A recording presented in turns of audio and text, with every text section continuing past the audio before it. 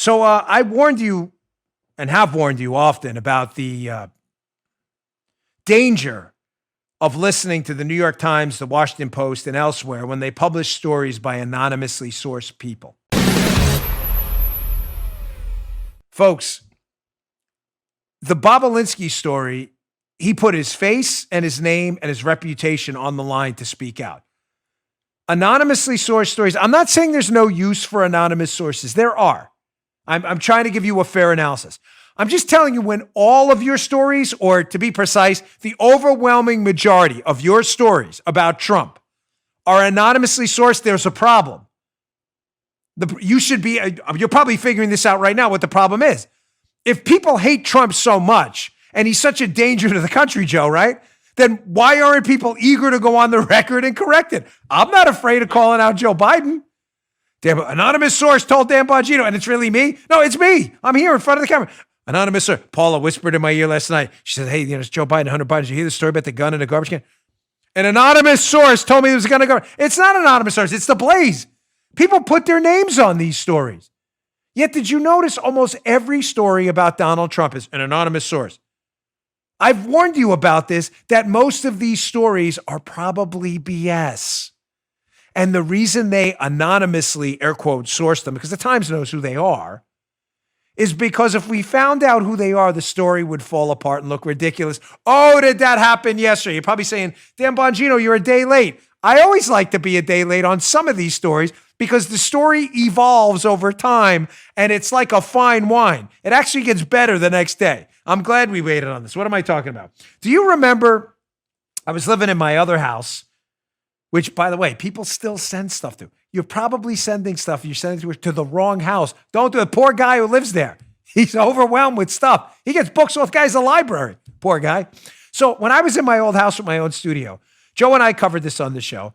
There was an op-ed written and a subsequent book written by Anonymous. I mean, literally, he called himself Anonymous. And the allegation was that this guy, Joe, was a big-time, higher-up, senior official in the Trump campaign, the Trump administration. They speculated it could be Vice President Pence. And the anonymous author was like, warning, Trump is crazy. It was one of these panic merchant pieces, Trump's a nut job. Anonymous. This is how everybody speculated. Is it Nikki Haley? Is it Mike Pence? What did I tell you at the time? I said, hey, listen, I guarantee you, this is a nobody in the White House who's making a quick buck. Turns out I was right, of course. But let's play this story back. So Anonymous, we know who it is. It's now a guy, Miles Taylor. By the way, Miles Taylor, he was a DHS underling. The Secret Service EOD dogs that sniff out the explosives had more access to the president than this guy.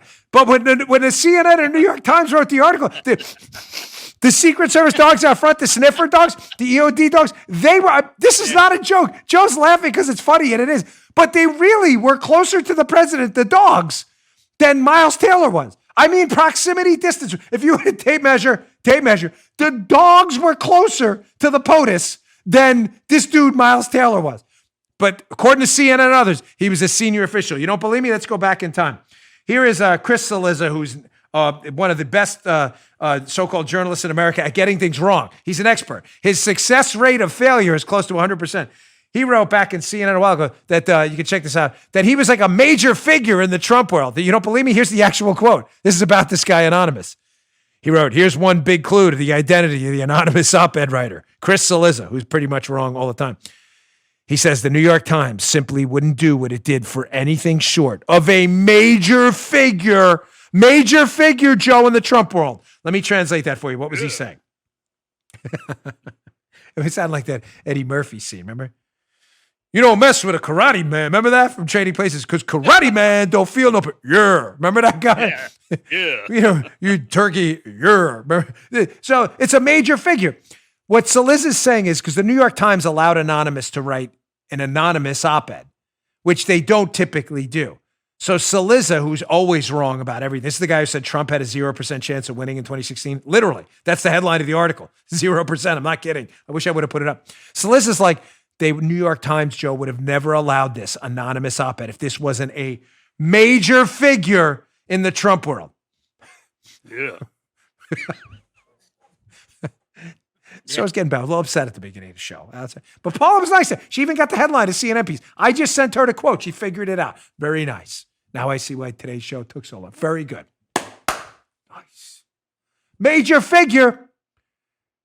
Rusty, the Secret Service dog, was a more major figure than this guy was. It gets worse. So here's the New York Times themselves when the anonymous op-ed trashing Trump was written, that they were who's this, Mike Pence? This is how they described who this guy was.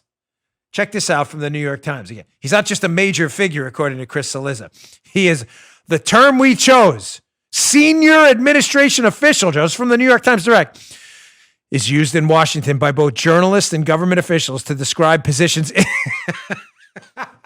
is hilarious, in the upper echelons of an administration, such as the one held by the anonymous writer.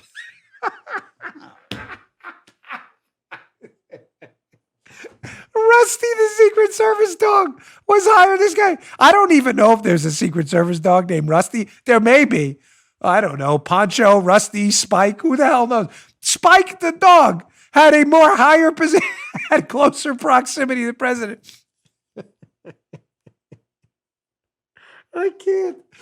Then this guy and the Times, who knows his identity, obviously, the guy submitted the op-ed and it was anonymous to us, but not to the New York Times.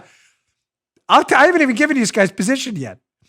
The Times, like, this guy was in the upper echelons of government. I warned you about this when it happened. So he worked in DHS. Again, his name is Miles Taylor. So hat tip internet sleuths, they pulled up the old Department of Homeland Security leadership chart, which, Joe, we'll put it up in a second, but I mean, common sense question, right here, Daddy-O?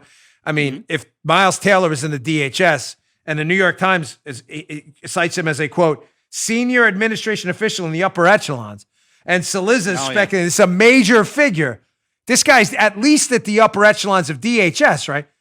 Upper echelons. You will see him on the chart. Does it all the time, every single time. So thank you, Joe. So Paul, if you wouldn't mind, this is the time the op-ed was written. Here it is, a screenshot from Homeland Security. Let's go down the leadership chart. You had Kirsten Nielsen, who was at the time DHS secretary. You had Chad Wolf, chief of staff, secretary, Christina Bobb, John Milnick, Jones, Grady. Joe, I'm just checking. Do you see his name anywhere on there? Clearly, I'm missing it. No, Miles Taylor. Come on, stop messing around. Get to the name. Paula, snap it. Do you see it? Paul's like, don't you send me? I'll just rip that damn finger off you. She's not happy with me this morning. I'm messing with you. We get around. I love my wife. I'm kidding. She's the boss. Wait, put that back. I'm not done with the joke because this is a joke, but it's real. This is like, this is really the leadership chart. So Paula, just checking. Do you see it? No. Paula's giving me a head nod. No. Joe, you don't see his name either. I don't see a damn thing. No. So he's beneath apparently I'm not messing around. These are real positions. I'm not underselling them, but he didn't even make the director of the Office of Biometric Identity Management. Who's that? Who's that, Paul? Is that Shawnee Lamb? Can you help me? Shawnee Lamb? Because my eyesight's going a little bit. Shawnee Lamb. It's a big position. Believe me. These people, I'm not messing with them. I'm not kidding. But that's how, in the upper echelons of government, he's not even at the Office of Biometric Identity Management. So who was Miles Taylor? Oh, no. Well, the answer is he was just a DHS advisor. He was like a policy guy. In other words, a mid-level bureaucrat in DHS, not even on one page of the DHS leadership chart, who was celebrated because he bashed Trump by the New York Times, who knew who he was as a senior administration official in the upper echelons of government. Like Spike, the Secret Service dog, Rusty, Poncho.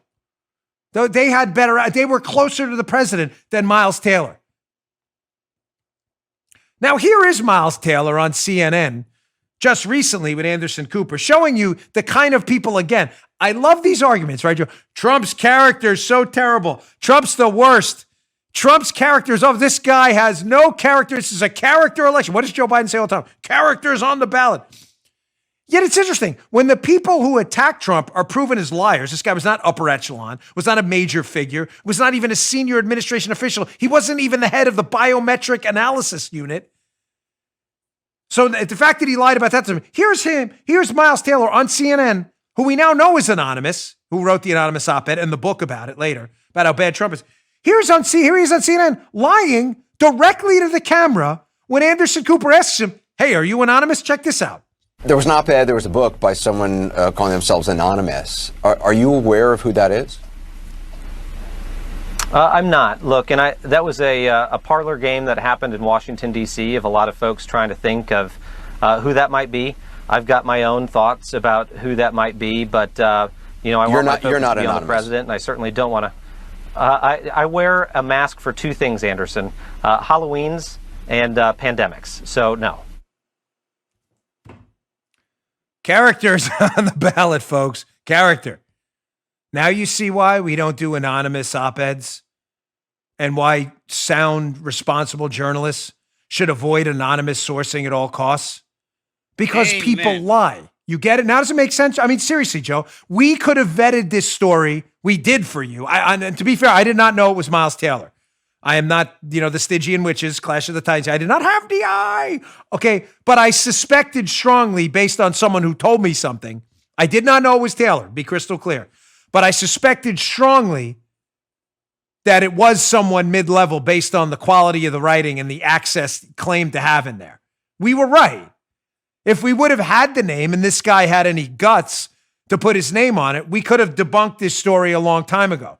But instead, the New York Times and CNN and others let it fester by making you believe a major figure in the Trump orbit was calling out Donald Trump.